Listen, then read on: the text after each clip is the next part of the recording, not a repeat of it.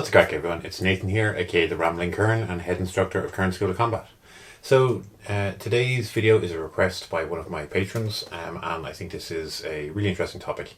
And it's basically, was Irish stick fighting practiced by the kind of different sections of Irish society? And as far as we can tell, it wasn't. Now there's a number of reasons for this, and this also plays into why Irish stick fighting was preserved in the way that it was, and why we don't have the manuals and treatises like we do with fencing. So to kind of explain that a little bit deeper, for those who don't know, in Ireland, very early on within the English occupancy of the country, there was a series of penal laws put in. These were basically laws that forbade the locals to have various different things, be it holding of land and positions, but most importantly for what we're discussing, weapons. Now, as a result of this, various sections of society did not have access to weapons. So that's why the prevalence of sticks became so popular. Now, if we kind of fast forward to what we're talking about in the 1800s, when faction fighting and Irish stick fighting was kind of at its peak, that's when we start to see stick fighting being a very kind of popular, almost pastime amongst the poorer sections of society. Now, the reason for that is multifaceted, and I've kind of touched on a few of them, and I'll kind of touch on them again in this video and kind of explain why different sections of society did things differently. But first, I'd like to just discuss self-defense. So if we're talking about self-defense with Irish people at the time, there was a number of options for people to defend themselves if you had money. So for those who don't know, Ireland at the time had a thriving gun industry. Now, there was numerous firearm manufacturers, and I'll bring up some images of some of those, a lot of whom created pocket pistols, in other words, kind of self-defense pistols. There was companies in Dublin, there's companies in Cork, Limerick, and all throughout the country. But Dublin was kind of one of the well-known hubs for firearm manufacture at the time. And even to this day, a lot of those guns are still very sought after, and will show up in various different collectors all around the world. Some of my foreign viewers might know this. For those who are weapon nerds like myself, they might have seen various different pistols from the era.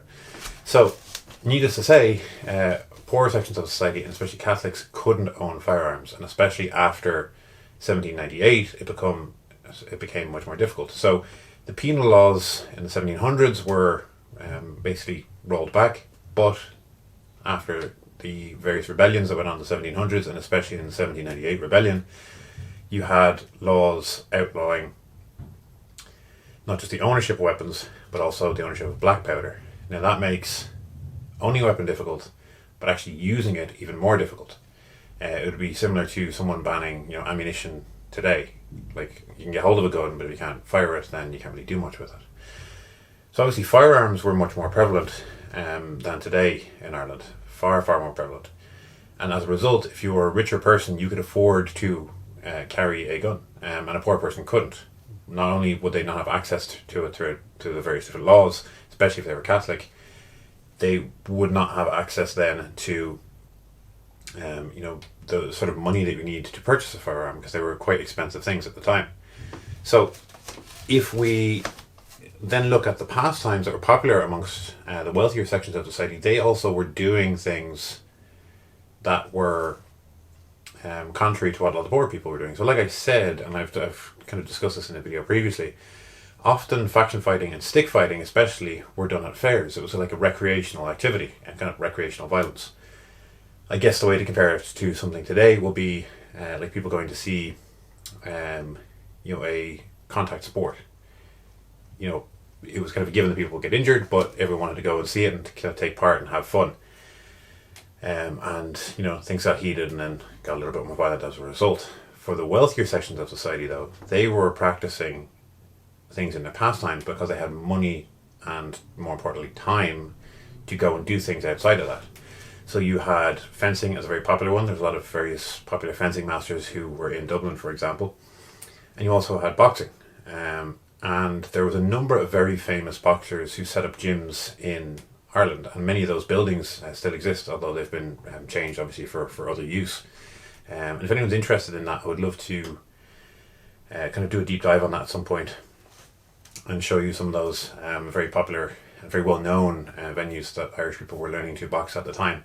For example, the very famous Daniel Mendoza set up a gym in the centre of the city, and I believe the building is still there. So it's something I do plan on doing in the future, but if it's something people would like sooner rather than later, let me know. So like I said, as a result of that, poor people then had a very different style of learning how to fight. For wealthier people, they had fencing and similar arts to rely on. So if they had a self-defense scenario, they had access to firearms, they could use those, and they had access to fencing, and generally then that might mean that if they were to defend themselves with a cane, they might use fencing methods, essentially. Outside of that, you also had a huge section of the Irish population who were part of the British Army. So a lot of people don't realise that during that period, a huge amount of the Irish population were brought into the British Army, and as a result, were a large makeup of it. So you had a lot of people then who had access to understanding of how to fence and do that sort of stuff.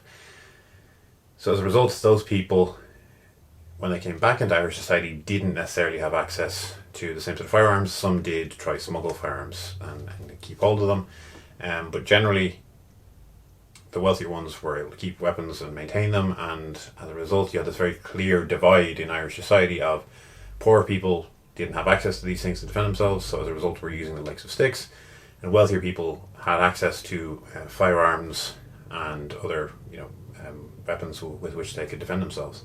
So as a result, you don't see the wealthier people doing it, so you don't really see the same sort of documentation that you would otherwise hope to see. You do, as a result, see a lot of wealthier people going to fair days and observing stick fighting among the poor sections of society.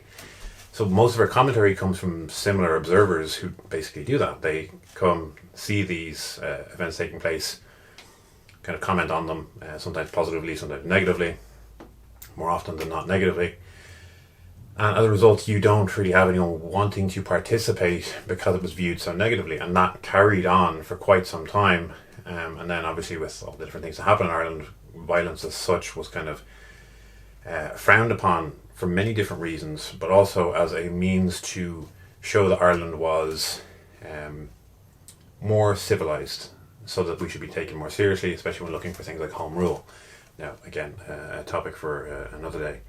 But I just thought a very interesting thing to look at, both the kind of firearm industry that we had here, so richer people had access to those, and then just for the wealthier section obviously had different pastimes that they were able to do, and poor people didn't really have access to these same things, so stick fighting was much more prevalent for them than other people.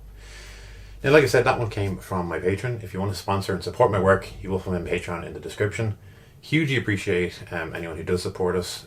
I also have a Discord where you can chat directly with me and, like today's video, suggest videos to me. The weather is finally taking a turn after our wettest July, I believe, in history. So over the next month, I'm going to kind of scramble to try get all my outdoor stuff done, and hopefully get some cool stuff to you. I really do appreciate everyone watching. If you enjoyed this video, and if any of the topics kind of spoke to you and there's anything you'd like to see, please let me know. I really do appreciate all the support everyone's given. The channel's growing just day by day, and I just hugely want to thank everyone for all their support. Thank you so much, and slán.